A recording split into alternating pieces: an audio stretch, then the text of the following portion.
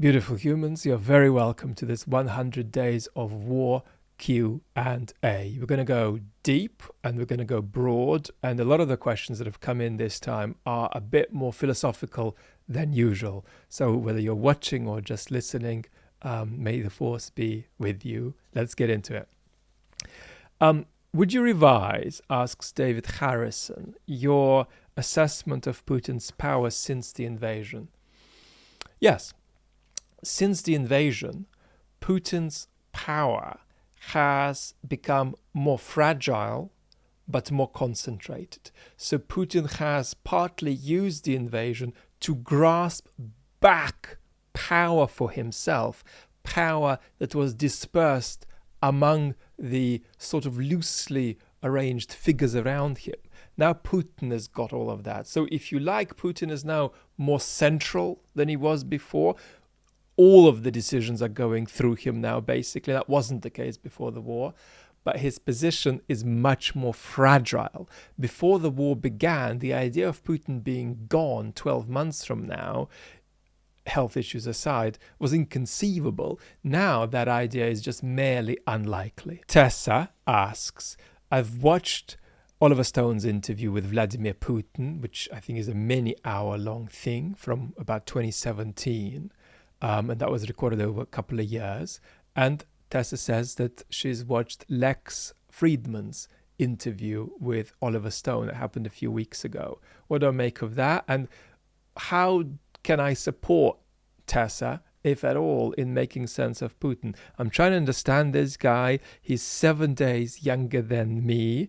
And I would entertain the idea of him having a kind of existential crisis, especially if there are health issues in the equation.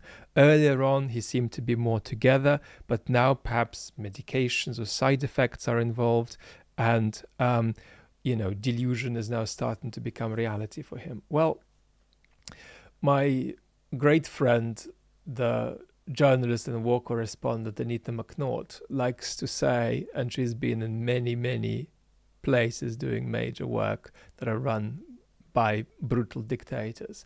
And she likes to say that there's a kind of a 15-year gap before somebody goes potty.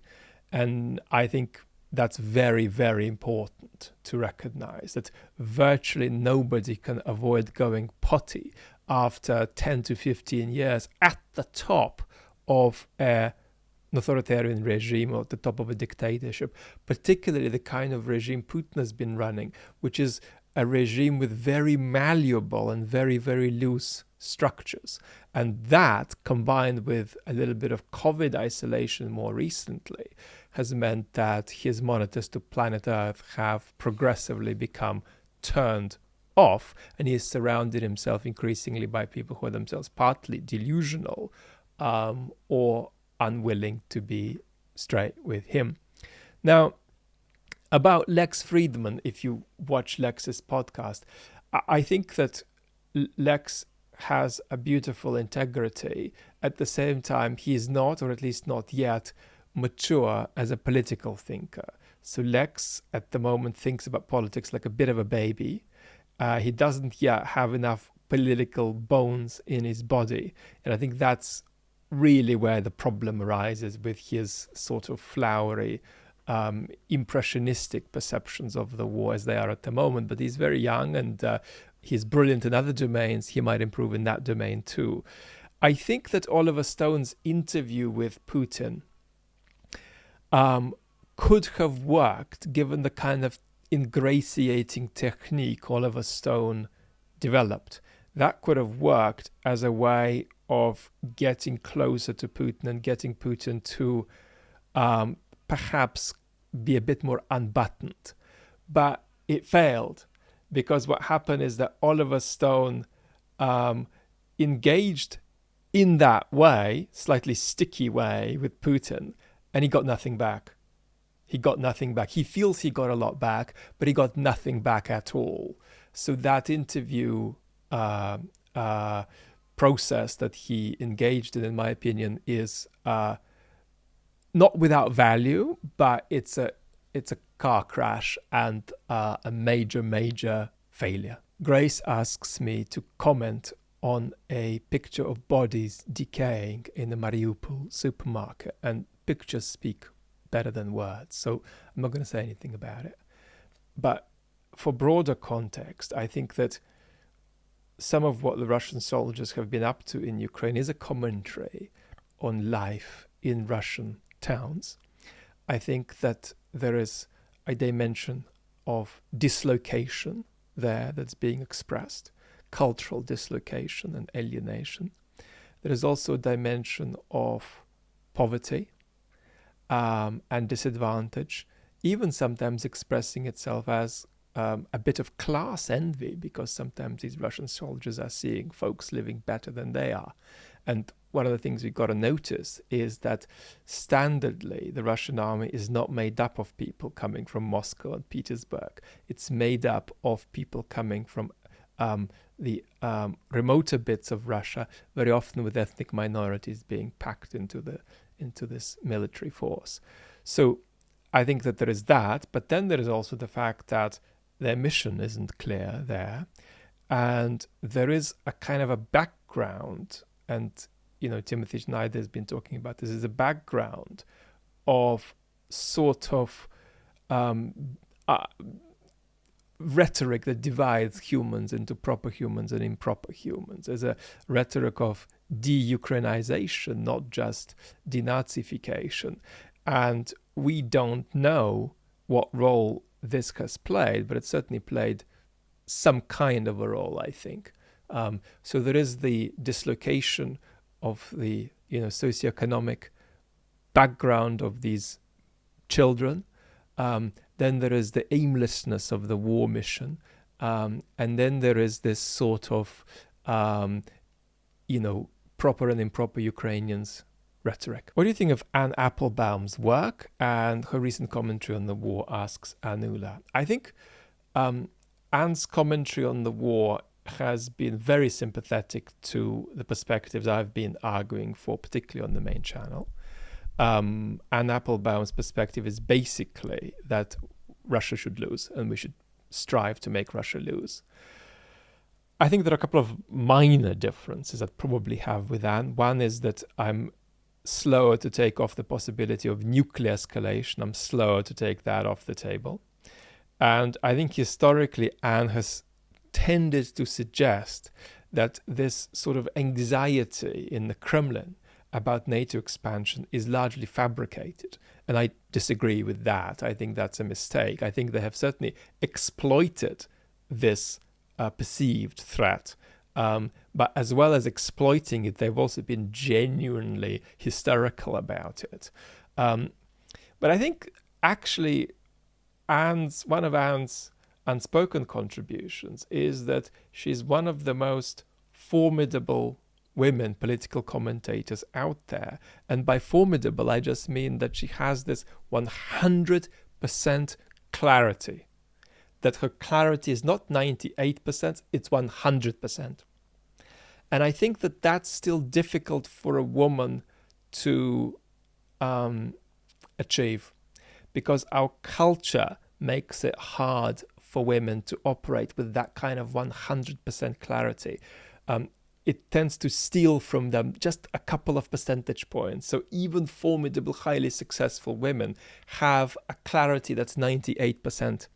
There is always that little bit of episodic doubt that's a product of the prejudice our culture has about the testimonial credibility of women. I mean, just take an example. If you take the most powerful and successful women in the world, the vast majority of them could just about be made to doubt themselves by a man saying something screwed up to them and saying something inappropriate to them, telling them that white is black and black is white. There could be this episodic moment of doubt that could last a second or two. If you're Hillary Clinton, it would last a second or two. And this is not an endorsement of Hillary as a political candidate. It's purely a conversation about Hillary as a powerful, successful woman. And that ain't true with the most powerful and successful men. If I have a clear position, nobody, not the Almighty himself, herself, itself, not Barack Obama, not Nietzsche coming back from the grave, could make me doubt. I can put everything I stand for in question, of course, but I wouldn't be doubting myself. That could never be sort of chipped at, no matter what happened. It would, if it's at 100%, it's at 100%. It's not going to drop to 98. You can't make, no professional environment could make me doubt myself, not even for a quarter of a second. And that is, for a man in our culture, less of an achievement than it is for a woman.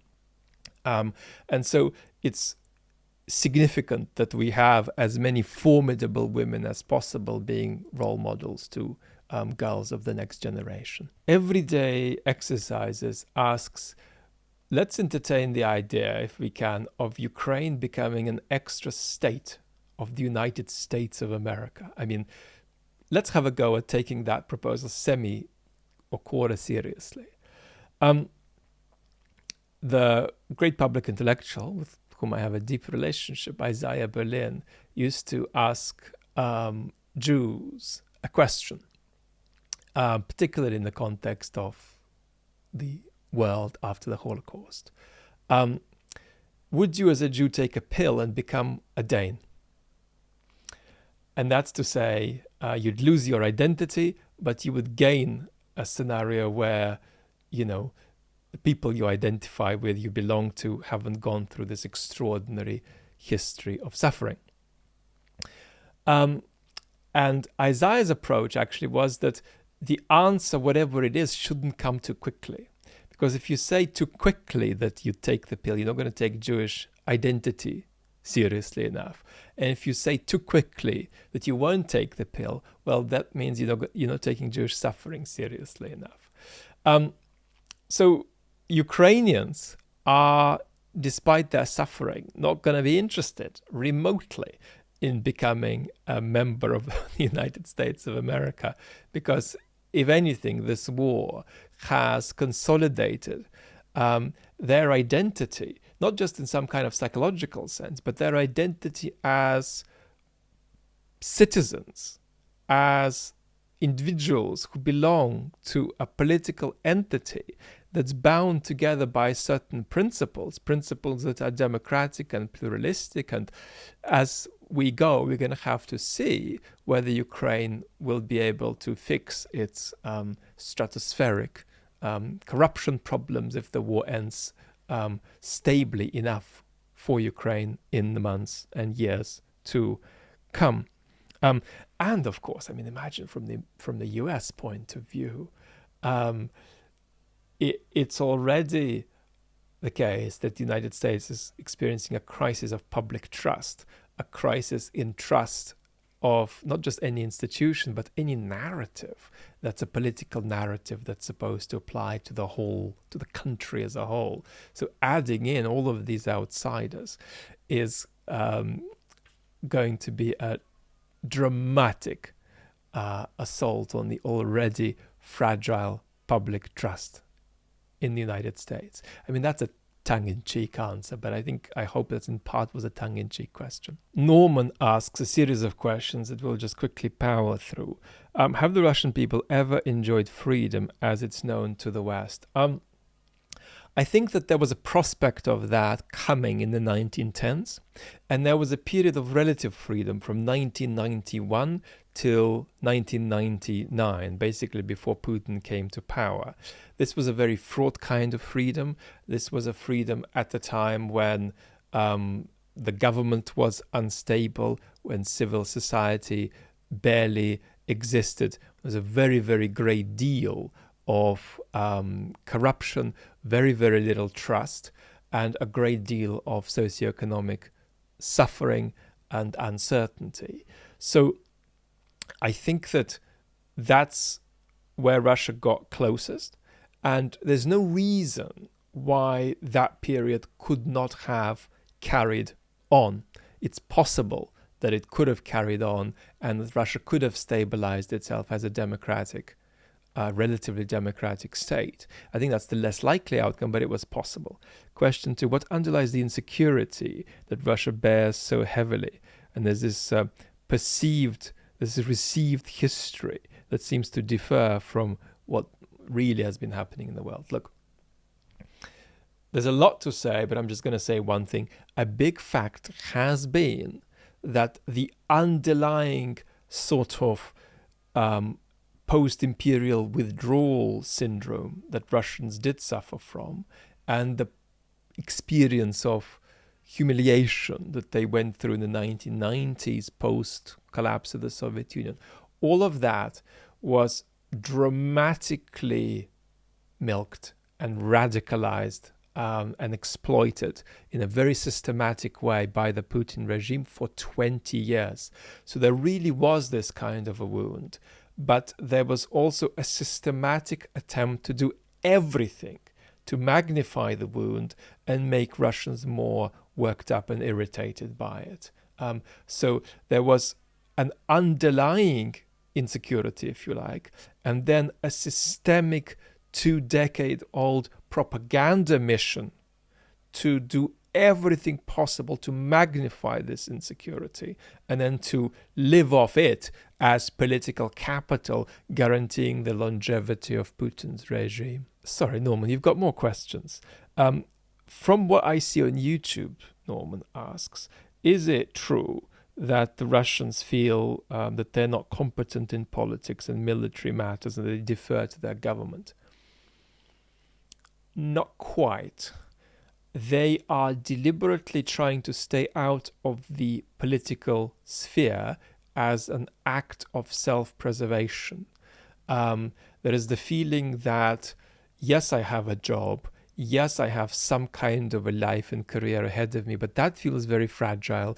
And me, or if I'm young, my family fought very hard to secure this kind of reality for themselves. Because it's hard in Russia to make money. It's very hard in Russia to deal with the appalling interventions and regulations if you're a small business. So just making it happen for yourself in Russia and getting secure financially is so tricky that you feel very fearful of losing that. And the last thing you want to do, and I'm not endorsing this, I'm critical of this, but the last thing you want to do is endanger that by, getting involved in politics. And Norman says, it seems to me that they're trying to be neutral about the current situation. Is that fear? It's fear plus this desire to ensure they don't lose whatever it is that they manage to construct for themselves in terms of their livelihood. And why do Russian people tend to believe that the Russian media is telling the truth, but then they disbelieve stories emanating out of independent media? No, that's not true. Russians don't believe what they're told by the propaganda machine. Rather, the propaganda machine teaches them that nothing, this is what we discussed on the main channel in our propaganda video. The propaganda machine teaches them that nothing is true. That there's always two sides, and then more sides than that, and you can never really work anything out. And so that a final perspective that's got a decent enough amount of truthfulness to it is just unavailable about the world. It's just different people saying different things. So that's what the propaganda machine teaches them. So the propaganda machine almost tells Russians, don't believe me, don't believe what we're saying. Just know that nobody can say anything to contradict us that's going to sort of transcend merely being a counter power exercise to the power exercise we are engaged in. Finally, Norman asks, so are Russian people zombified, or is this cognitive dissonance at a population scale? I think we've answered that, at least to some degree, by answering the previous questions. It's this sort of desire to stay out of the political sphere, and that's an act of self-preservation. Fear plays a very, very big part, and a kind of cynicism plays a very big part, and then a kind of collapse, really, of what we might call thin ethical relations. My great colleague in philosophy, Avishai Merkalit, distinguishes between thick and thin relations we have with people around us. Thick relations are with people with whom we actually have relationships, our family, our colleagues, our friends, people we actually genuinely have a social bond with. Our thin relations are relations with strangers. They're relations perhaps with fellow citizens or perhaps with just human beings all over the world. And one of the things that we are seeing all over the shop, and Russia is just a very intensified case of this, is people feeling like all that really matters, all that really makes them a decent person, is how generous they are, how loving they are, how committed they are, how much they give to the people in their life. And beyond that, ethics just sort of falls away. And that's why you've got Russians who are going to just, travel across town at the end of a very long day at work to, bring some shopping or food over to a friend in trouble. But at the same time, they're going to have a real sense of what's going on in Bucha or Mariupol, and they're not really going to engage with that. Zeitgest asks, what do we think about the right to privacy? How should we think about the right to privacy and the kind of crisis around the right to privacy that we're living through in the West? Look, we're going to talk about that independently and in more detail, and we're going to mention individuals like Snowden, like Julian Assange. Let me just, for now, make a non-normative sociological observation. There's a small number of people, commentators, journalists, academics, intellectuals, who are scandalized by what's happening with privacy in Western societies. That sense of being scandalized is simply not mirrored by the majority of the populations of Western countries, by most citizens in all Western countries, really. So we've got to be honest about that. Most Western citizens don't care about their privacy very much at all. And that's a reality that simply ain't going to shift. The only way it really could shift is if we saw a cataclysmic collapse of democracy in the Western world.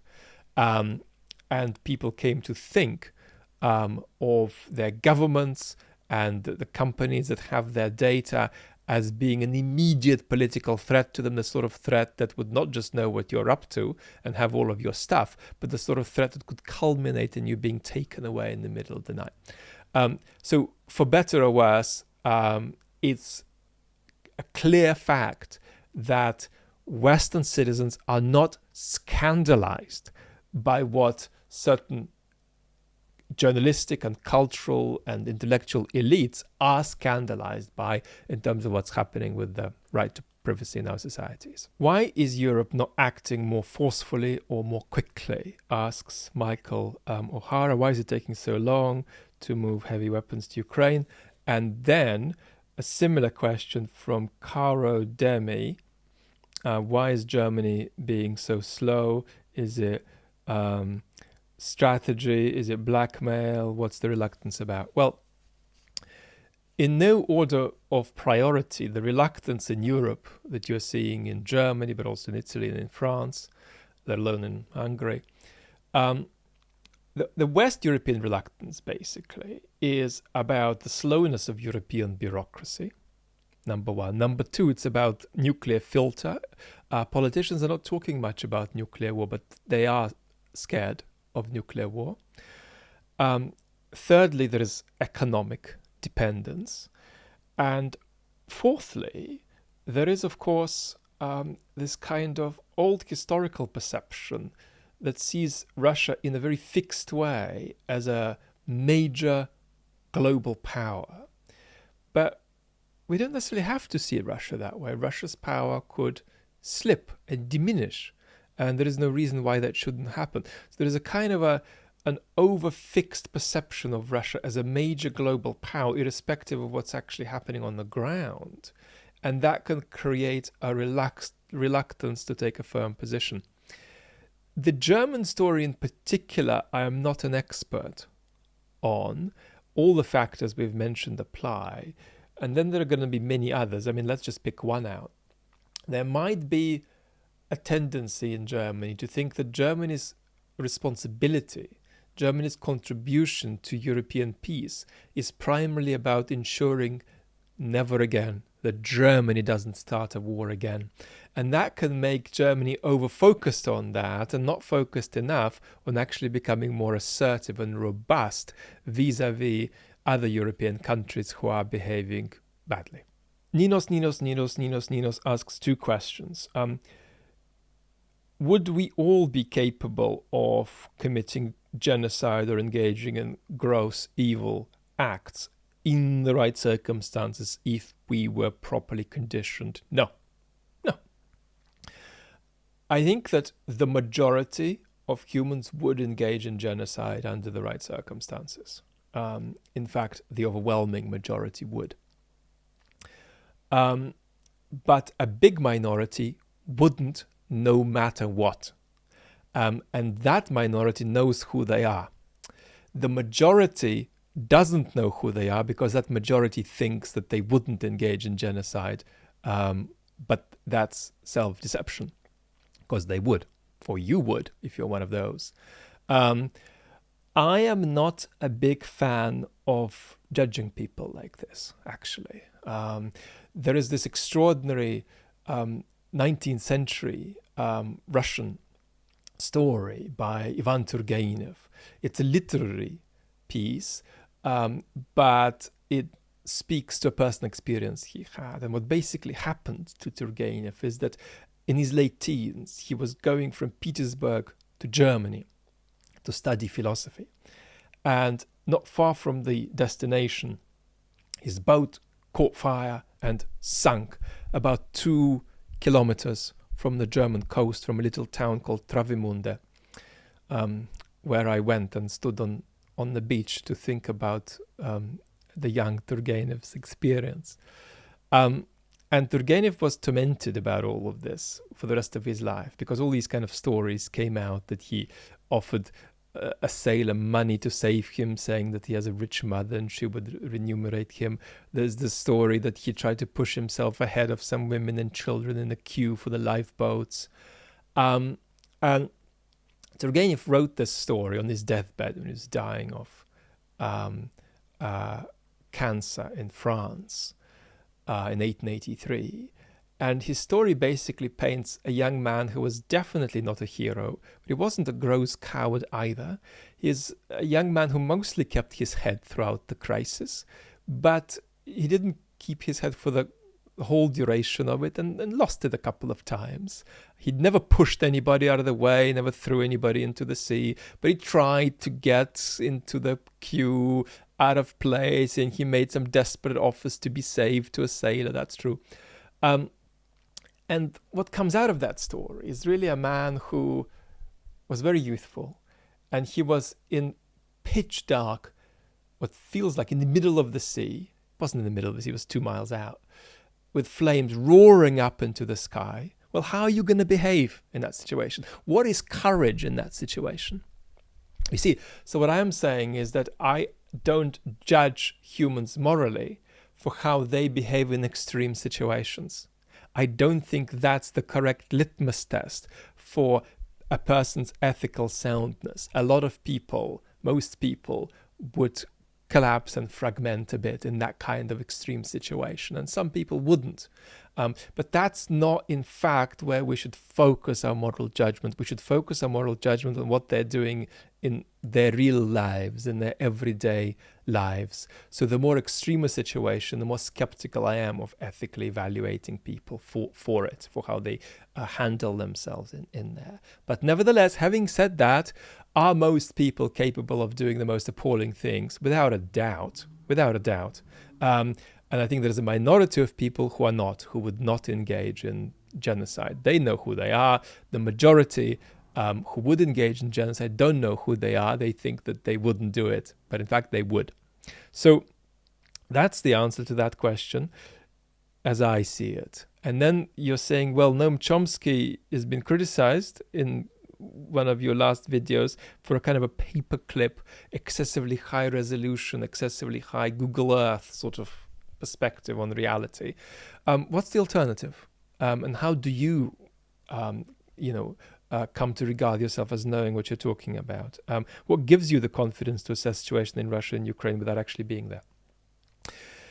Well, I don't consider myself to be, in the first instance, a legitimate Russia or Ukraine expert. I'm a political philosopher, and I am via the story of Russia, via the story of this brutal war, talking to you about what I'm qualified to talk to you about, which is democracy, authoritarian regimes, totalitarian regimes, ethics, why people do evil, what is wrong with our culture, what we should be most worried about politically, ethically, culturally, about where our societies are going. So that's the conversation I'm having. Then how come I genuinely do have a very high degree of specific knowledge about this conflict and Russia?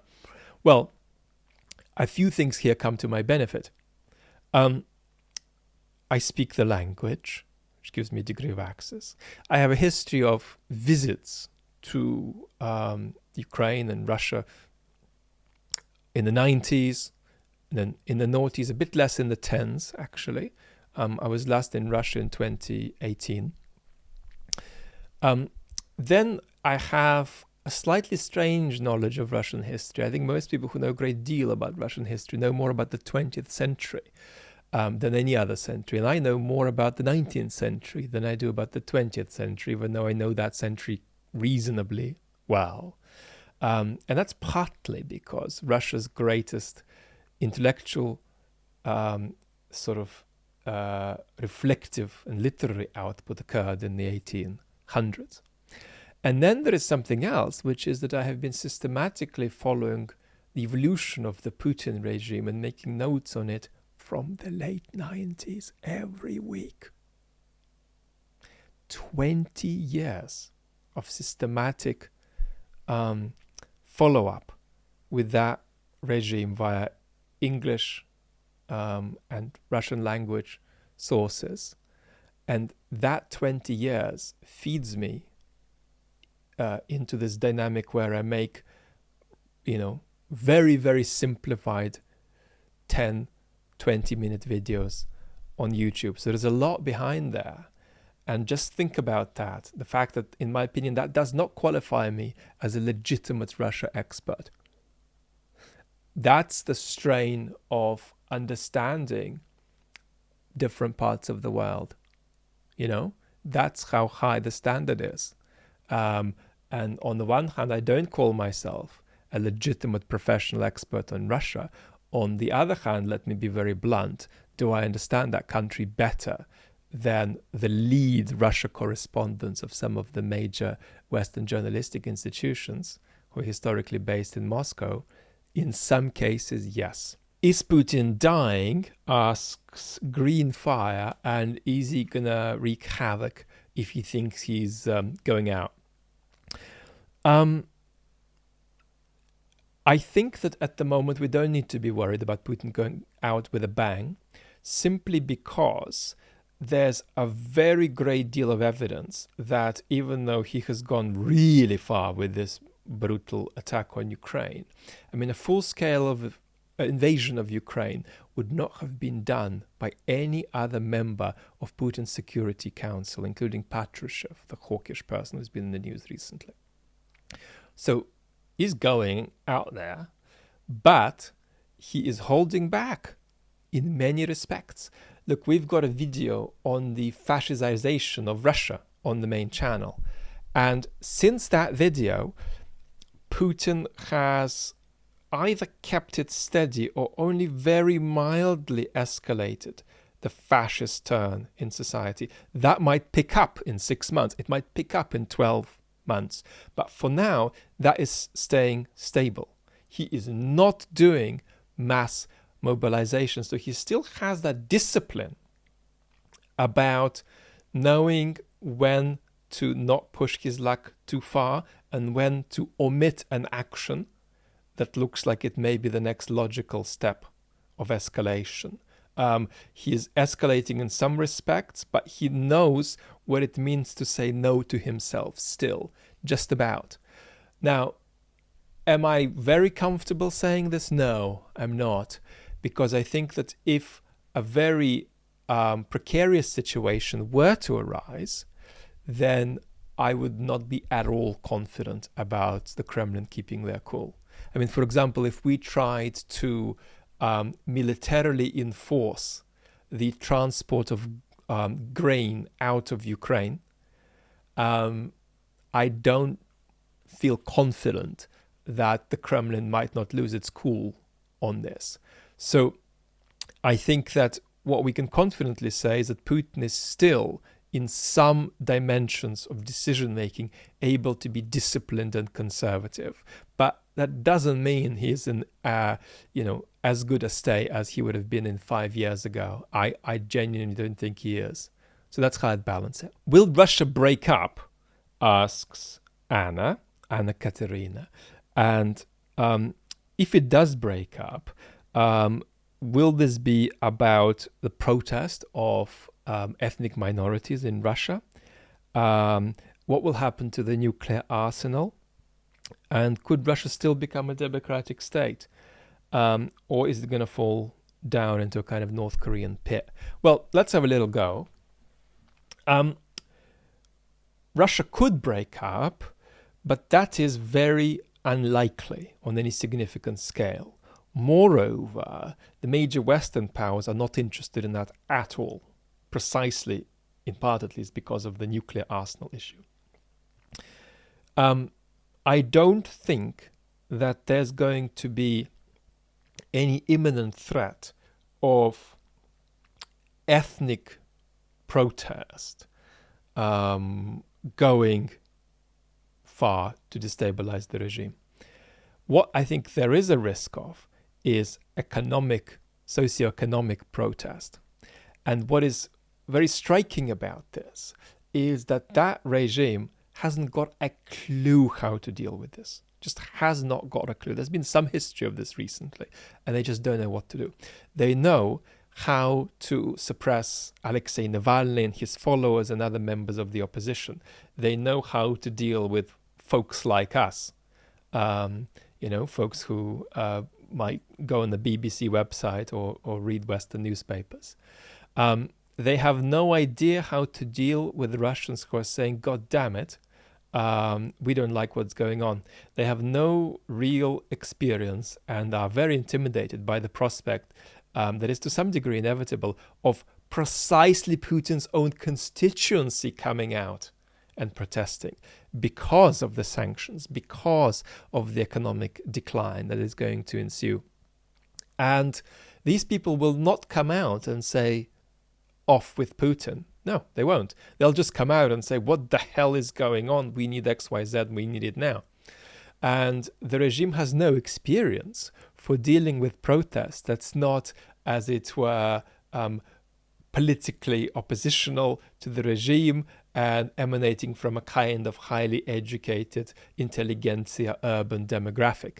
So this is going to be new. The regime is very, very intimidated about this. And moreover, the regime isn't certain how far it can go clamping down on these people, because it only knows the consequences or the lack of consequences of clamping down on the Russian intelligentsia. It does not know what to do with socioeconomic protests that will come. And this is going to be a very interesting development we're going to be following. Let me see if you've got another question. Yes, can Russia become a democracy? Russia is not moving toward North Korea. Russia is moving toward a kind of a hybrid regime, because we said that Russia was before the war kind of hybrid authoritarian regime. Now Russia is moving toward being a kind of bizarre hybrid between a hybrid authoritarian regime and, with aspects of totalitarianism now. When we say hybrid, we don't mean a bit of both. We mean typically imitation. So hybrid authoritarian regime imitates hardcore authoritarianism without fully practicing it, and imitates democracy without at all practicing it. So Russia isn't moving toward North Korea, but Russia is certainly moving away from being a democracy. Could Russia become a democracy? Yeah. In fact, the odds are good that it might at some point. But the question is, will that too be fleeting and fragile? And will Russia soon lose its way after again approximating closely enough to a democratic arrangement? Why is there hatred of the West, particularly hatred of the West in the Russian elites, when these elites seem to be interested in not much else except benefiting from the yachts and apartments they might have in France or Britain or Italy? I think that, and this is asked by fourthchute. So I think that basically the striking thing about the Putin regime is that it's such an intensified combination of basically criminality and crookery with missionary civilizational ideas. And I think we have said in a couple of previous videos, this is a little bit like, somebody applying for 2 jobs at once, being the village thief and the village priest. And what is absolutely extraordinary is that they're not faking it. They've really convinced themselves of this. I mean, there really are people in and around Putin who are both aware that they're behaving in all kinds of a crook way, but are at the same time semi-sincere now about all of their civilizational bullshit. So that's a very bizarre phenomenon. Then it's worth being aware that there are the Russians who have access to the treasures and pleasures of the West, and there are the Russians who don't. It's a majority.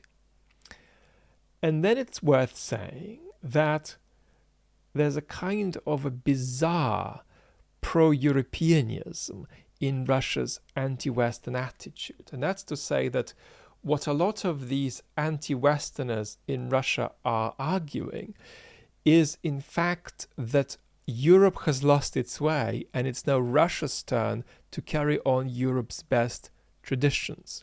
You see, I think some of you underestimate this and think that Russia's self-narrating, that Russian elites are self-narrating as, being in the middle of a turn against the West. Not quite.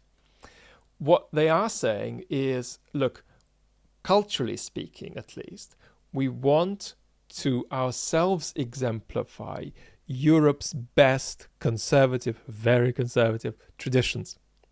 And all of this nonsense, contemporary stuff that's happening in European culture that we don't like or we don't recognize, that's Europe in decay. And we ourselves are more European than Europe because we are continuous, as it were, culturally continuous with Europe's best conservative traditions. So that's a word on that question. David asks, and we've covered this already, so we're going to be brief, or try to say something new. Putin's propaganda seems to have played a big role in creating this sort of phobia of NATO. But is there a kind of underlying paranoia that precedes it? And is this an inherent Russian trait? Well, no culture's traits are properly inherent because they evolve as moments of cultural moment go. So if something is a cultural trait, it is by definition not inherent. In 80 years or 105 years, it could evolve. Is this paranoia sincere now among millions of Russians? Yeah, it is. Was it stoked, as we described earlier, by 20 years of propaganda bombardment? Yes, it was. And it takes not just cultural work and cultural transformation and Russia talking to itself very well in the future to snap out of this. It also takes systematic political reform and the decentralization of the Russian state. Until that happens, if it happens, I believe Russia cannot snap out of its imperialism. Tisteland asks, I listened to Arestovych, who is an advisor to the Ukrainian government, speak with Kasparov, who is a Russian dissident now outside of Russia and is, of course, this famous chess champion. And And they were talking about the inevitability of war based on some imperial dreams and the rights of the Russian heritage. I'm curious if this is a widespread sentiment. It wasn't before 2014. Maybe Arestovych was one of the first people to begin talking about it, actually, because the prediction he famously made a couple of years ago, maybe it was in 2019, was preceded by a few other statements of his even years before. But I think basically most people thought that Russia trying to bite off bits of Ukraine was crazy in 2013. I mean, you even have a video of Russia's lead propagandist not long before the annexation of Crimea and Russia getting into eastern Ukraine in 2014, not long before 2014, saying that you've got to be an absolute lunatic to begin to take bits of Ukraine, and nobody could really do that if they're sane. So, no, it wasn't part of the discourse before 2014, but it certainly became part of the discourse because Putin began talking about how Ukraine doesn't really exist. It's a territory that Russia sort of has rights over, and that generated a discussion that began to normalize this.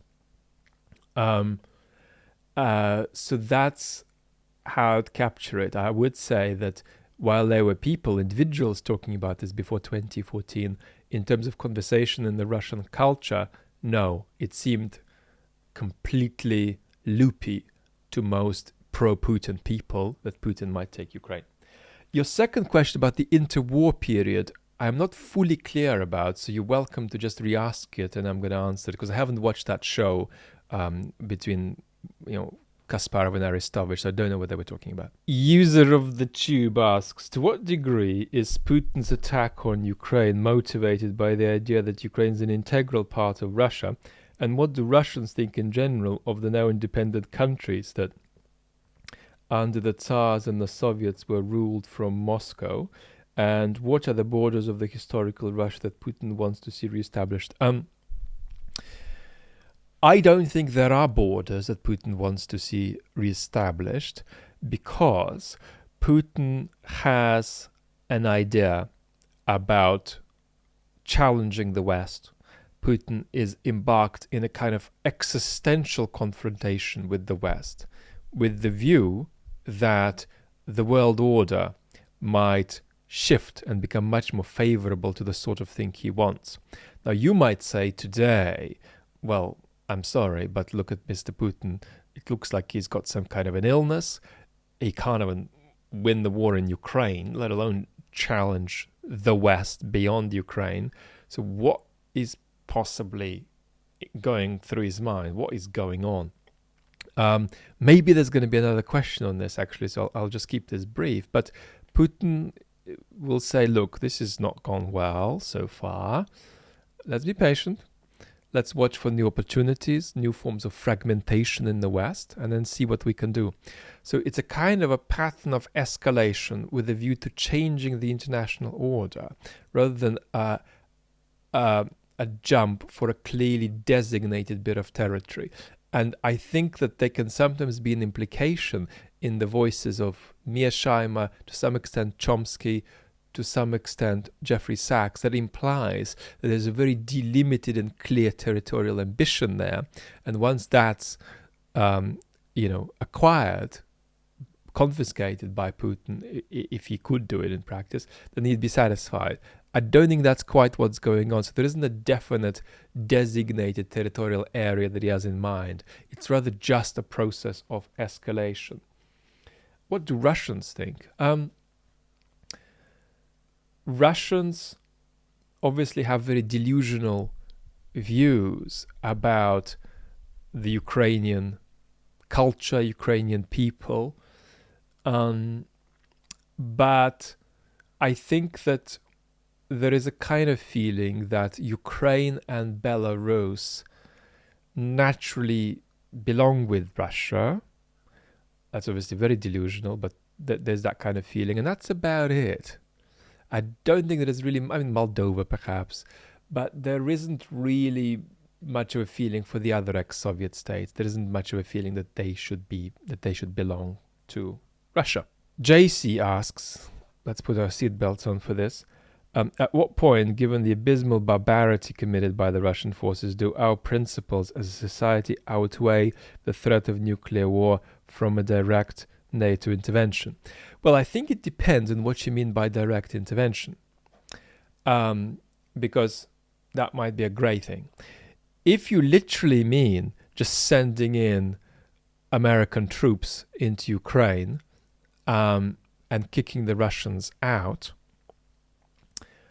I think that most politicians, as critical as we might be of our politicians, would think that that's grossly irresponsible. And many citizens, like me, would be outraged if major public figures began to talk about this. Because around me here are different people, children, leading their lives, and you're going to be radically endangering their lives, radically endangering the sustenance of civilized life by taking this action. So no responsible politician could even contemplate it, and I would say any politician that contemplated deserves to be banned from ever holding public office. Again, because it's such a grossly irresponsible position to take. Is it even in principle conceivable? No. In the sense that it's not clear how NATO could push Russia out of Ukraine, because Russia just used nuclear weapons. Russia could not resist a NATO conventional confrontation with NATO. Russia can barely struggle to chop off some territory against Ukraine. So they'll be forced to use non-conventional weapons. So that's not possible and not desirable. And I do think that there's a risk that this kind of rhetoric gets Europeans killed. And that would be one of the ironies, one of the most tragic ironies of history, if Westerners, out of politically naive moral sentiment, got themselves killed in this process. And I do think that the chance of that happening is non-zero. I don't think it's very high, but it's non-zero.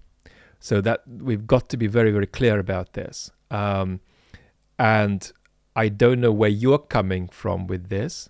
Maybe this is just an expression of natural moral outrage. But once you begin to ground what you're saying politically, it begins to sound indulgent. This kind of sentiment: why don't we send in NATO troops to take the Russians out? So that's a blunt answer, but I think that kind of comment, given its prominence in our culture now, in our discourse, needs to be grounded in the real politics, which it is itself trying to address. Next question comes from Buddy, who asks, do Russians feel comfortable losing their place in the civilized world? Russia is bombing churches, engaging in murder, rape, bombing civilians, and has their hatred of the Nazis exposed some underlying psychological projection, given how fascinated they've been with the defeat of fascism, and has this turned them into moral monsters? We don't really say monsters on this channel, because while it's not illegal to say monsters is a word, even if we use them about the Nazis, that just so naturally precludes explanatory curiosity, begin to just shut off what's going on, are monsters, and that's why we want to keep open about why certain things happen, no matter how outraged we are, and no matter how much what happens even challenges our perspective of what it means to be part of the human race and be part of any conceivable moral outlook that makes sense. Do the Russians feel comfortable with all of the brutality. I think that the sort of quick answer here is that Russians know shockingly more about what's going on in Ukraine than you might guess from Vox Pop, than you might guess from what they actually say.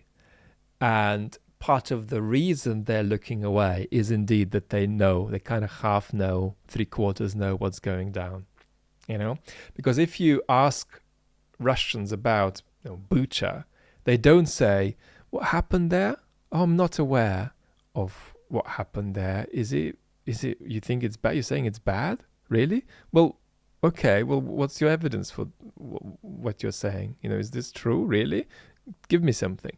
A lot of Russians are not reacting like that. They're saying, no, it didn't. This happened in Bucha. Oh, no, it didn't. That's an answer that one should rightly be suspicious of. Pete asks, do you think Russia-Ukraine will soon be a side focus to China and Taiwan, and this has been part of the plan from the start? Look, I think that there's a lot of truth to the point that the brutality and ghastliness of Russia's invasion of Ukraine will to some extent be absorbed by history. And that most of you watching it now, as outraged as you are about what's going on, enough other bad things will happen over the next decade or two that this Russian invasion will seem very bad, but not as comparatively bad as it seems to you now. And that's partly a reflection of the fact that territorial and resource-driven wars will keep happening, and this isn't one of them, and sort of civilizational wars carried out for quasi-mystical geopolitical reasons that you mightn't even really call geopolitical anymore, sort of mystical civilizational reasons. Wars will keep happening of that kind too. And in this context, I do think that the ghastliness of this will be to some extent absorbed by history in the decade or two to come. And you know me. We know we've spoken enough on both channels how personally impacted I am by this war and how desperately I hate it. Franchesca, hi Franchesca, says, if the world as we know it ends as a result of all of this, how will the new human civilization be born from the ashes? Franchesca, I promise that won't happen. I think that we're always going to run a nuclear risk in the years to come, even in the decades to come. But I think that the end of civilization as we know it is much less likely, much less likely than likely. And so I really want to promise you that that's not going to happen. I mean, if it did happen, then no, it wouldn't be a pretty reset, because it'd be tough, And let's now speak in the most unphilosophical way. These people around me in East London who are dressed up like they work in a workshop, where in fact they have conventional jobs, and they're wearing workshop uniforms and they're too cool for school, and there's only one kind of coffee they're ever going to drink.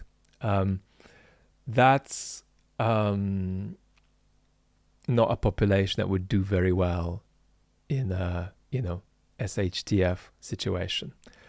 And I think it's a general truth that very deeply, systemically disadvantaged humans, or humans who are in a really, really bad situation, don't behave well.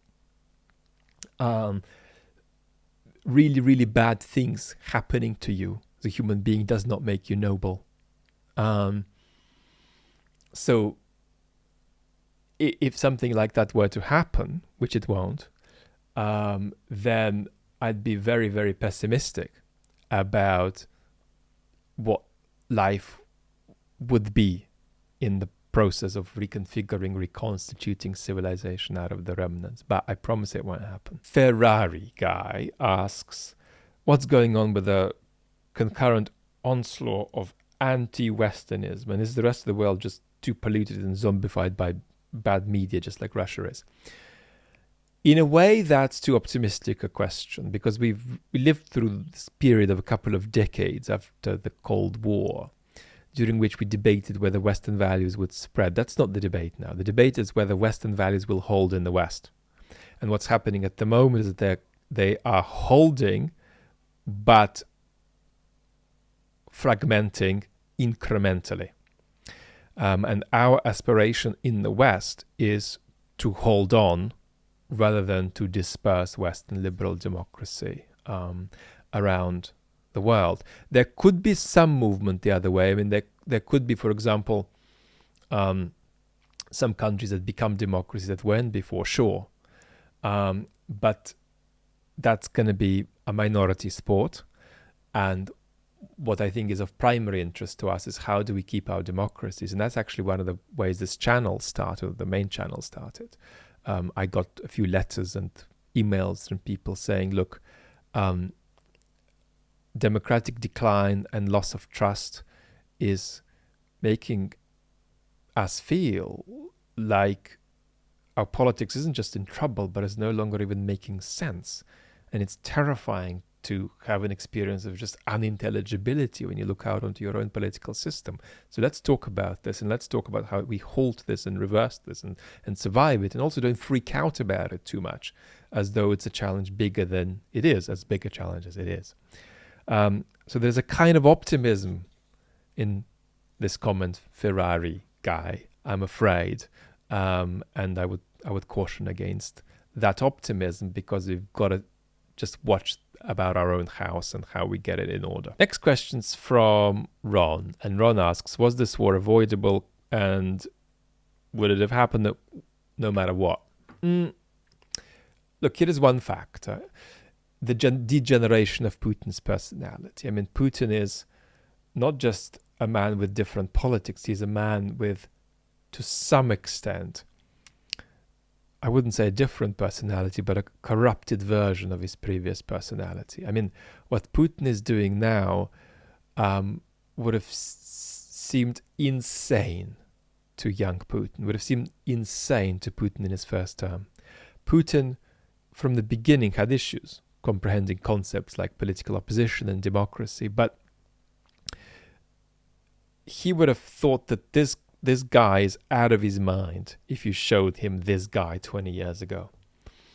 And it's a process of psychological degeneration that happens when you're in that kind of position of power. I mean, it sounds basic, a basic thought, but don't underestimate what a powerful practical factor it is, and how people just lose their everything when they're in that kind of position for over a decade and a half, and it's been more than 2 decades for Putin.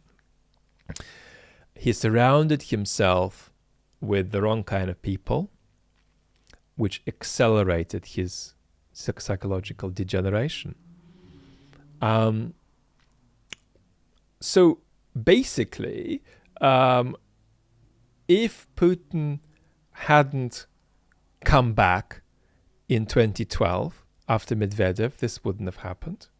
And Putin could have avoided coming back by not degenerating himself, or if Medvedev was a more powerful and robust political operator. In other words, if Medvedev, as he did back then, had his much more pro-Western view, but could back it up by Putin's assertiveness and discipline, then he could have pushed Putin out of the way. So that's one of the many what ifs. If you're asking, could the war have been avoided in the weeks running up to it, that's a difficult conversation to which the answer is mostly no. But we'll have that conversation someday. I'm now armed with a cup of tea, and we have got a question from Steve about compromise and negotiation with evil groups, terrorists, folks who are not morally adequate and not morally decent. What do we do? So I recommend a book by Avishai Margalit called On Compromise and Rotten Compromise. It's a beautiful, beautiful book, and I endorse everything in it. I mean, it's impossible to say anything quick, but let's just make a couple of points in and around this question. First of all, values clash. And two values that importantly clash are peace and justice. Very often you can have more peace at the cost of less justice and more justice at the cost of less peace. And Ukrainians are dealing with that now too. And that's an irreconcilable conflict, and we shouldn't naively think that the two things go together. A second thing I'd say is that it's really important to be concrete and three-dimensional when we evaluate compromises that have already been made by people. One of the worst things to do is not have that kind of three-dimensional grasp of the situation on the ground when the decision was made. What kind of factual information did the folks on the ground have? What kind of pressures were they under? Procedural, institutional pressures, pressures of time constraints. What kind of fears did they have? What kind of reasonable fears did they have? So we've got to have a three-dimensional picture, and only after can we discuss whether we find the compromise justifiable or unjustifiable, but forgivable or unforgivable and unjustifiable, and so on. And then the third thing I would say is that when we talk about compromises, I always strongly recommend either using real cases or extensions of real cases. So, for example, we could hypothetically discuss a situation of exchange of prisoners of war between Russia and Ukraine. I mean, let's imagine, for instance, that Russia simply started killing all Ukrainian prisoners of war. That would change the calculation of what Ukraine should reasonably give in exchange for getting these folks back.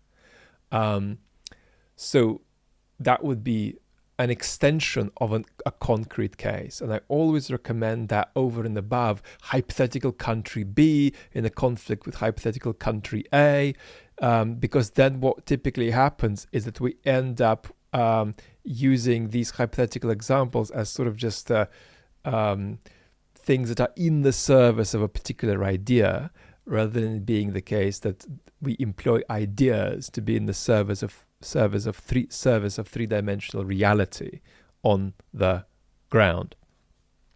Then you give the example of compromise between Democrats and Republicans in the US. Look, there is no question that compromise between Democrats and Republicans in the US is not a matter of beyond the pale compromise. Absolutely not. You have to negotiate with your citizens. And if one side feels that the other side isn't committed to democracy or is betraying the American people or is illegal and immoral in whatever dimension, bottom line is you're dealing with fellow citizens and their representatives, and you're stuck with each other at the table of politics.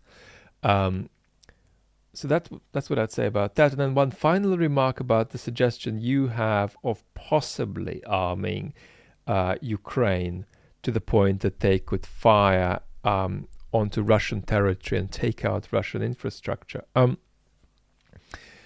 Well, no Western leader would support Russia being attacked by Ukraine in a systematic way onto Russian territory with Western weapons. That would be a recipe for escalation that would endanger the lives of North Americans and Europeans, and it could prove completely catastrophic for Ukraine to systematically attack Russian territory, because Russia could then simply retaliate with heavier weapons and nuclear weapons.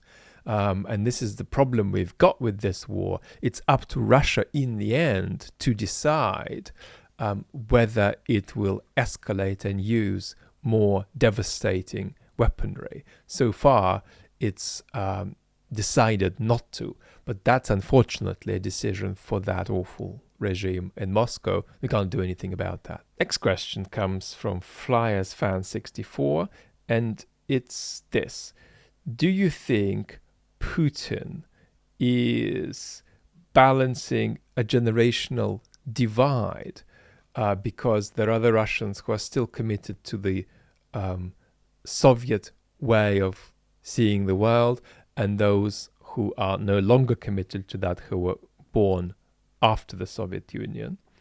And will he keep rejecting the younger generations and their more liberal opinions? Well, he's not just rejecting them. He's trying to cocoon the younger generation. And that's in part what the logic of the war was. And that's the view of Katja Schulman, one of Russia's brilliant political scientists, who's now temporarily in Germany. And she said, look, one of the logics for this war, as far as Putin is concerned, is to create a situation where the younger generation are cocooned from the external world and are not in a position to fight for the kind of life they want and to insist on the kind of life they want. And to achieve that, we need a war and then a correlated switch from a hybrid authoritarianism to a kind of hybrid that's a hybrid between authoritarianism and totalitarianism. And that will put a lid on the younger generation and allow the status quo to continue one way or another. That's a persuasive observation. And what about the general influence of the Soviet formation? I think it's still huge. Of course, Putin is himself a product of the Soviet formation. He's a product of the KGB, even though he spends more time looking to the Tsarist period than he does to the communist period. But the point is, a lot of the people around Putin are people who are basically the dinosaurs who were already adult in the latter years of the Soviet period. And they are cultured in Soviet bureaucracy, they're cultured in KGB bureaucracy. And for all of the talk of de-Stalinization that occurred at the end of the 80s and the early 90s, we have seen Russia sort of roll back. And all of these people who it looked like Russia would reject have ended up several decades on, now in their 70s typically, still sitting around the quarters of power. So I do think there's a big cultural shift from the Soviet to the post-Soviet period.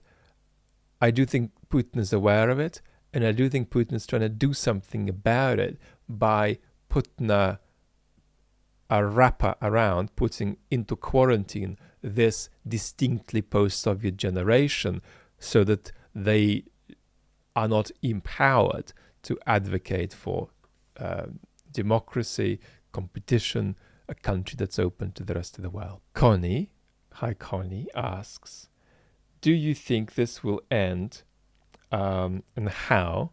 And will it be nuclear war? Or will it end with Putin destroying every building and place in the whole country? And will that look like a win to Putin? There are many different scenarios. A scenario that's positive for Putin is something like this. Imagine that Putin manages to take the Donbass and then freeze the war and then restart the war a few years later. And at that time, Europe is much more divided than it is now. The United States is less committed to Ukraine than it is now. And Western democracy is more in peril than it is now. And the partial turn to fascism and totalitarianism has stabilized Russian society enough so that Putin's position is not under threat except from ill health or conflict in his internal circle. We have currently got a lull in nuclear threat from the Kremlin. There is no doubt about that. And I think that part of this is a consequence of intelligent response by Western leaders to not take the bait and engage in the nuclear rhetoric, either by threatening something back or by basically saying, how dare you say this, and repeating, how dare you, how dare you. I think that, however, unfortunately, the tool of nuclear escalation is one of the basic tools available to the Kremlin. So I think that the most plausible prediction here is a sort of a lull of 3 months, 6 months, 12 months before we get more a return again to threats of nuclear escalation from Moscow. Statistically, it's impossible to say what's going to happen, but I would say that the use of limited nuclear weapons is highly plausible but unlikely. But it's not unlikely at 1%, it's sort of unlikely at 20%. That's how I would put it. And by unlikely, I say unlikely in the next 2 years.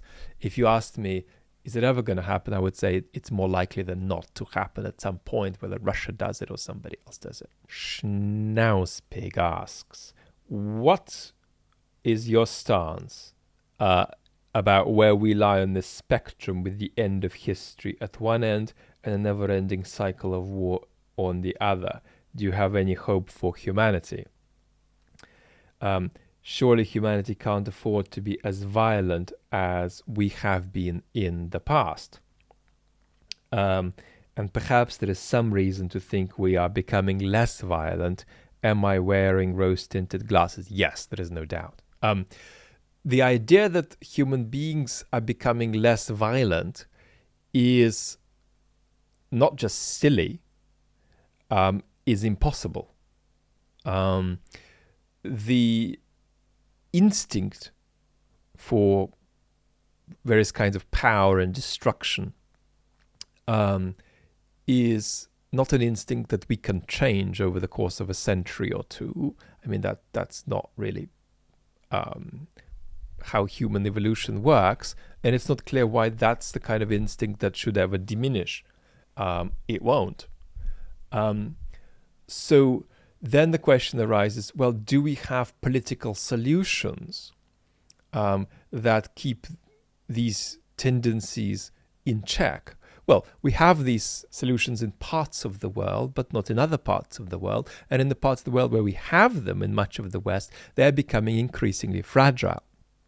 The problem with intellectually embarrassing evolutionary psychologists who argue that the world's becoming less violent is you can count, the numbers of people killed in war decreasing over a period of a decade or two or more.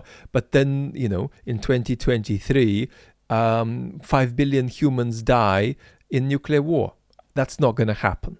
But I'm saying there's nothing in principle to rule that out. What would that do to somebody's trivial little graph of the diminution of violence? It just obliterate it.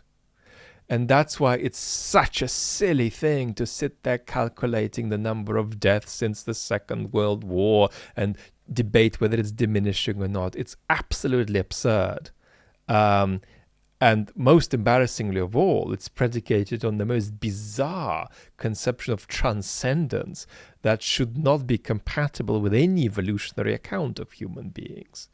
So no, we're not becoming less violent, and we can't become less violent. Where are we on the spectrum? The end of history isn't a spectrum.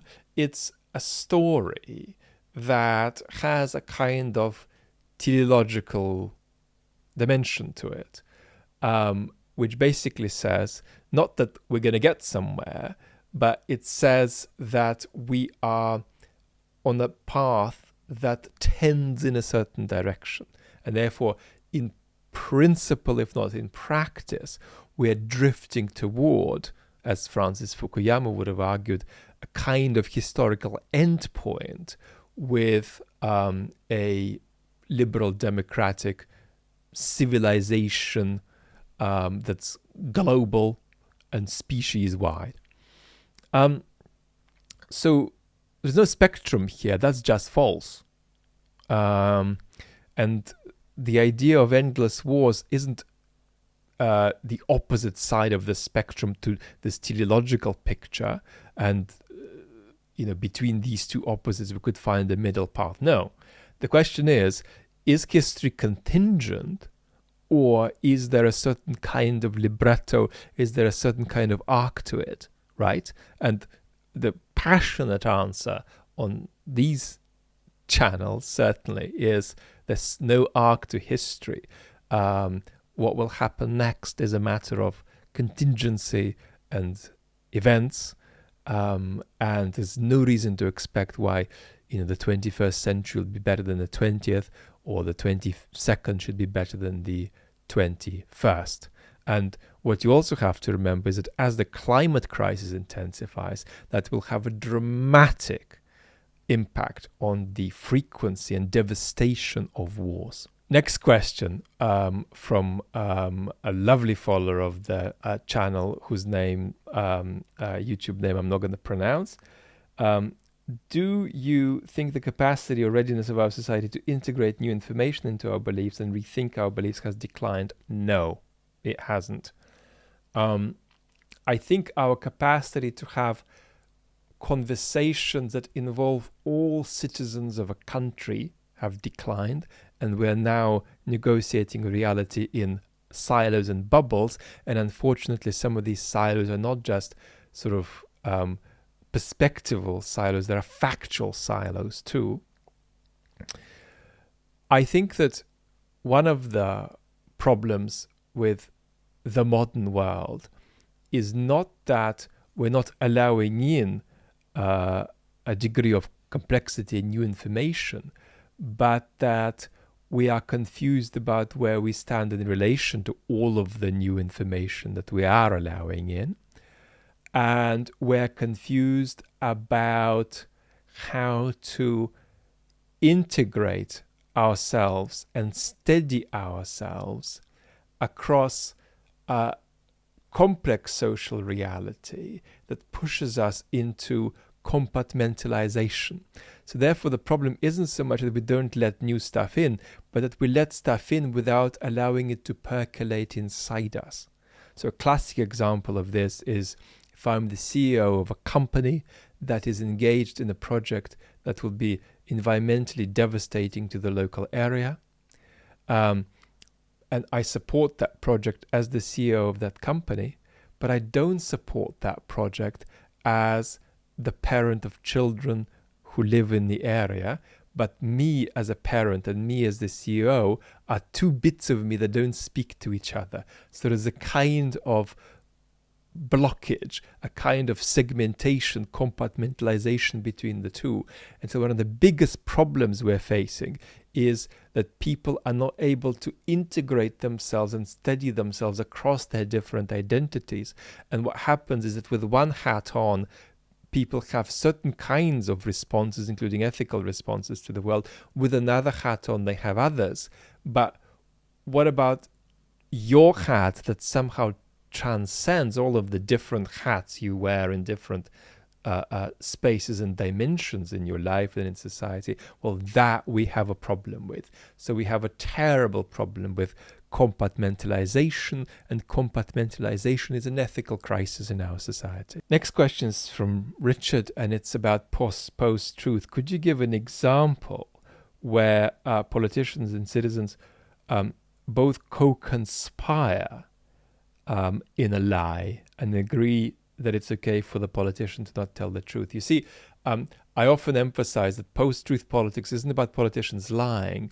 It's about politicians ending up in a kind of co-conspiracy with citizens that says, actually, it's okay for you to lie about X, Y, Z. And this often produces politicians who don't lie systematically about something, but actually deliberately send mixed messages, saying one thing on a Monday, another thing on a Wednesday, because that pays politically. So let's take an example of this, a very brief one, and a relatively minor one. So an example of a right-leaning post-truth populist politician is Prime Minister of the UK, Boris Johnson. And during the pandemic, Boris has consistently wanted British citizens, if you challenge my view of the facts involved, it doesn't really matter because the structure of the example remains the same. But Boris basically wanted people to wear masks and didn't want to tell people to wear masks.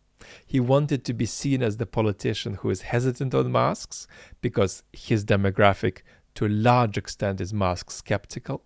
But he wanted people to wear masks because he personally believed they minimized the waves of the virus.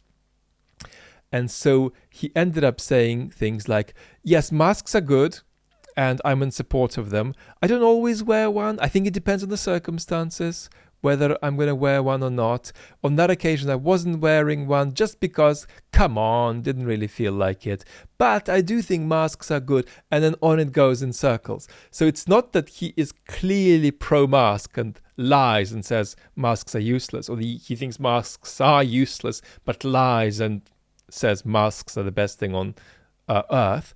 It's rather that there's deliberate mixed messaging, deliberate contradictory messaging that isn't an expression of any change in belief. It's sheer entrepreneurial, political, self-serving expediency, and the underlying belief is in fact very stable.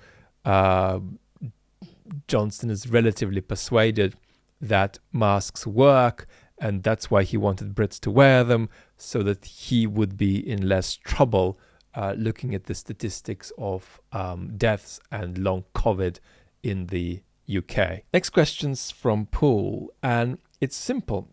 How do you tell that you live in a free and open society? Russians seem to think they live in a free society. They don't. They know they don't. They might say they do, but that's a kind of expression of evasion of political participation. I prefer keeping questions like this genuinely simple. I think that if you've got some kind of a theory that you need to persuade people of that explains what a free society is, no, that's not good. And that's not going to work politically. And that's not going to persuade anybody politically about the importance of a free and open society. So you look at very simple things. Okay, that's the person or the party in power. Can we get them out at the next election if we vote against them? Will the votes count? Will they be counted fairly? And will they have effect? Important question. Are the courts muzzled? Are the courts becoming a government department, or are they relatively independent? How free is the media? And the question here is not is the media under ugly and hideous corporate control of various companies with particular agendas that censor the message that's allowed to come out on their TV channels, platforms, and so on. That's not the question. The question is the government now in control of the main channels of information in society? Is it, or is it not? Now, am I at risk of being taken away for opposing the government in a public way? So all of these basic questions, if the answer is a positive one to the things that I've just mentioned, basically you do live in a probably very imperfect society, but a society that is essentially, if you were to make the crude distinction, open and free instead of being closed and unfree. Malcolm asks, what's the deal with left-wing Russia sympathy? Look, Malcolm, I don't think that there's just left-wing Russian sympathy. There's, in fact, a constituency of Russian sympathy that's the most major one of all, and that's constituency on the right, that is the authoritarian right in Western Europe and to some degree in the United States that wants to give up on democratic procedure, and they are softer on Putin. Now, there is also a faction on the left that is very opposed to US imperialism, but sometimes doesn't clearly grasp that you've got to oppose other kinds of imperialism too. And that's a problem. And, you know, is that in part what's happening when you see, let us say, Aaron Mate tweet that we have no evidence that Putin wanted to take all of Ukraine? Yeah. I mean, is that a serious and responsible judgment? I suppose it could be sincere, but I mean, it's laughably unrealistic, and so something is going wrong. We could analyze this more, but I think the beginning of this conversation is about being consistent in one's opposition to various species of imperialism, wherever it comes from. Next question's from Daniel, who asks, do you think Putin comprehends that these nations, including Ukraine, have agency? The smaller nations have agency. It feels to me like he doesn't. He just thinks that the heads of the major states have agency. I think you're absolutely right. Putin's ideal vision of the world is vision in which there are major powers with spheres of influence, and the smaller countries who happen to be in that sphere of influence, well, it's bad luck for them. And really, for Putin, Ukraine is a province that really should have a governor accountable to Moscow. And it's only by some weird historical happenstance that this thing is called a country and has a president. There's no president, it's a local governor. Sorry. So that's Putin's view. And then you say, what about Putin's concept of truth? Is it that he thinks that truth doesn't really exist because no one ever tells the truth? That's the technology of Russian propaganda. So Russian propaganda is designed to cultivate that picture. But Putin himself, unlike, for instance, Donald Trump, has a very stable relationship with the truth. Putin knows exactly how the concept of truth works, and he uses it very stably. He happens to be delusional about various facts, but that's not to do with the concept of lying or telling the truth. Putin lies all the time, and he knows that he is lying and the degree to which he is lying. To that extent, he's fully in command of the concept of truth. Ulrik asks a series of questions, so let's just go through them. Who could possibly think, who could be in a position of power and think that Russia is doing well in Ukraine, because surely this is going really badly? When we analyze the activity of political agents, it's very important that we don't jump to a premature conclusion by employing some kind of game theoretical analysis and saying, well, it doesn't make sense on the terms of that analysis. And what will often be wrong isn't that the game theoretical approach is useless. It's rather that we won't be clear what game is being played. In particular, we might not be clear which number of multiple games might be being played simultaneously. And if we get clearer about that, we might see that the picture is more complex. I mean, for instance, the Russian state has been reset from a version of totalitarianism to kind of mix with elements of fascism and totalitarianism now. So we've gone 20% of the way from authoritarianism to totalitarianism in Russia. That has been made possible by the war, and that shift in Putin's mind was necessary to maintain this regime stably and to some degree vouchsafe it against the way the future generations, the younger generation in Russia might have otherwise wobbled it. Then you say, if keeping appearances is so essential to Russia, why keep doing things that have so little chance of success or even apparent success?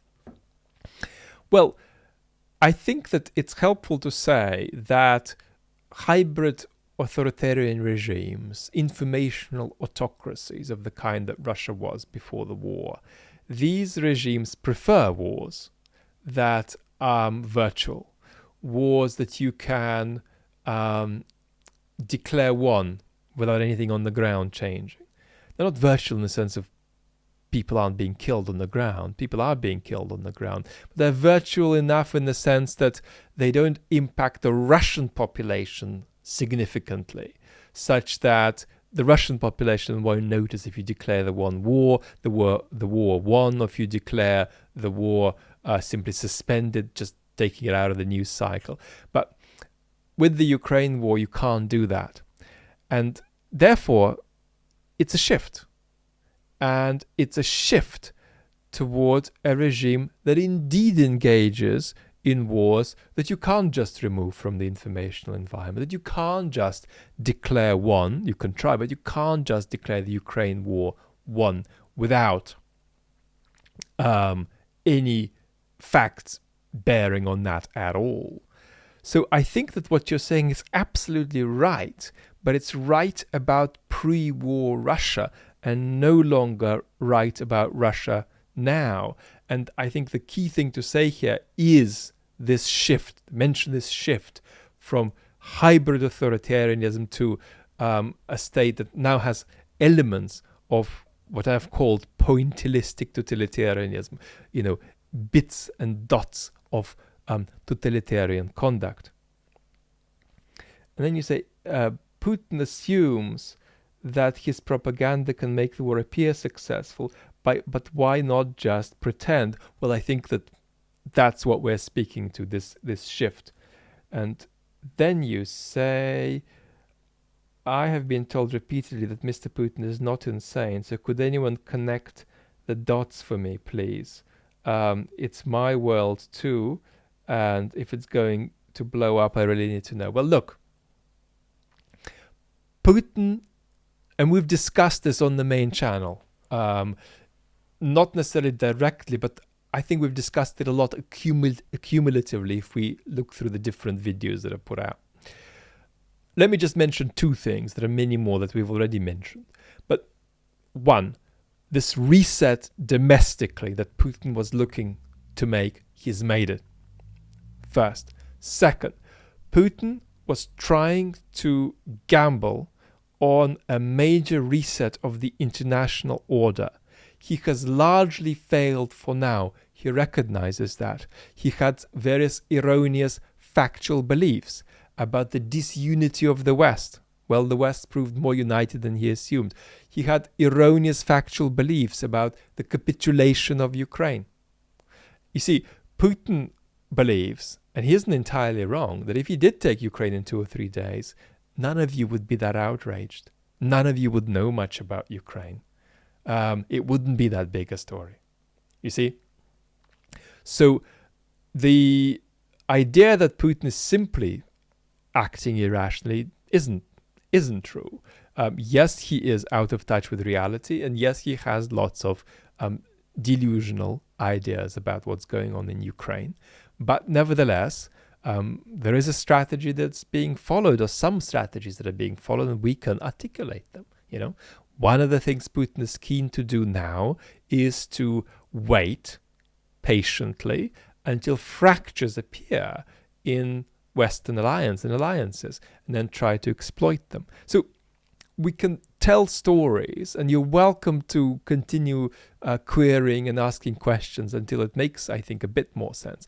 But I think it's clear that some of the games that Putin is playing we can describe, and we can see him trying to make progress according to what these games require. Next question is from Dr. Scoopify, and it is, do you think you can elaborate more on the future risks of radicalization for Putin and for Russian society?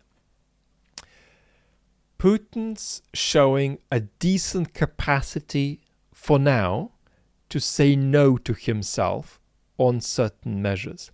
And so we have seen a relative slowdown of the fascist turn. It's not rolled back. If anything, it's rolling forward, but little by little. So the key issue for Putin here is that he would love to make Russia more fascist, but he would also be very scared to do it because it would require transferring the population from a politically demobilized to a politically mobilized state. And speaking of Putin's relationship with the truth, he thinks that it might be true that if you mobilize the population, you may not be able to predict what they will do.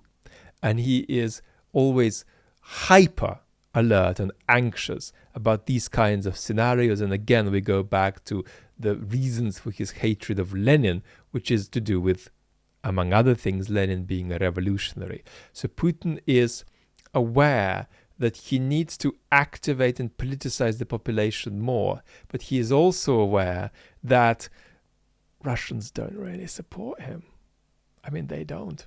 In other words, if you just removed him tomorrow, there's not going to be protests in the country of any vast scale demanding to bring him back.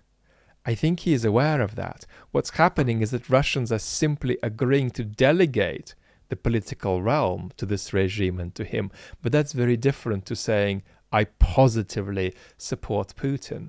And the risk is in asking Russians to positively support him in a very proactive way, what he'll be doing is asking them to do two steps, not one. He'll be first asking them to become citizens, and then he'll be asking them to become fascist citizens. But as they become citizens, they might then decide they don't want to be fascist citizens. They might decide they want to get rid of this guy. So he is scared of activating the Russian population, but he also knows that he needs to activate them to some degree to keep this show on the road. And it's a balance that's going to take a lot of discipline and a lack of panic to balance. I'm going to have to see how that goes. Our final question.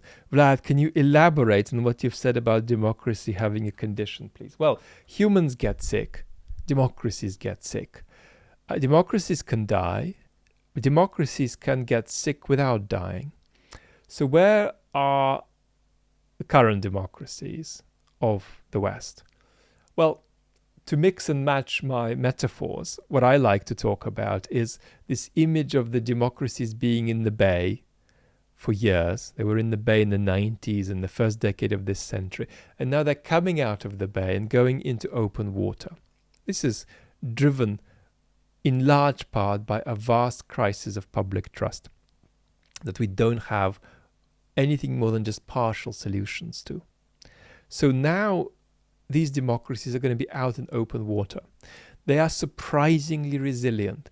They are not going to sink. It's possible one or two will eventually, but not imminently. And it's plausible that the majority will survive for a very, very long time. But the conditions are going to be different. It's going to be more bumpy. It's going to be more unpleasant.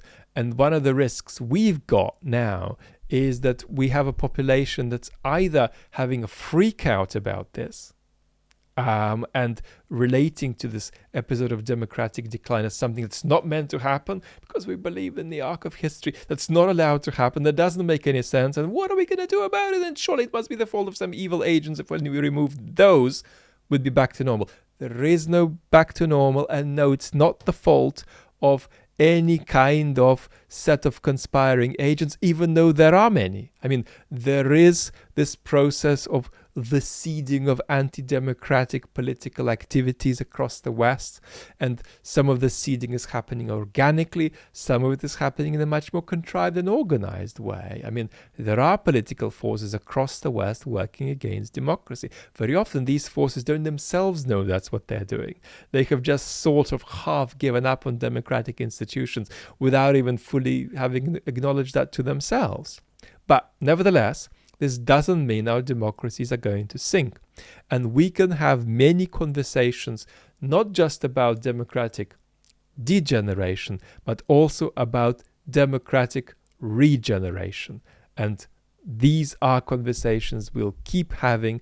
These are conversations we're very committed to having. If you've made it to the end of this Q&A, you are obviously heroic in your commitment. I thank you for that. and sending you lots of love, and look forward to talking soon. I think there could be a video on Sunday on the main channel, but I'll keep you updated about that.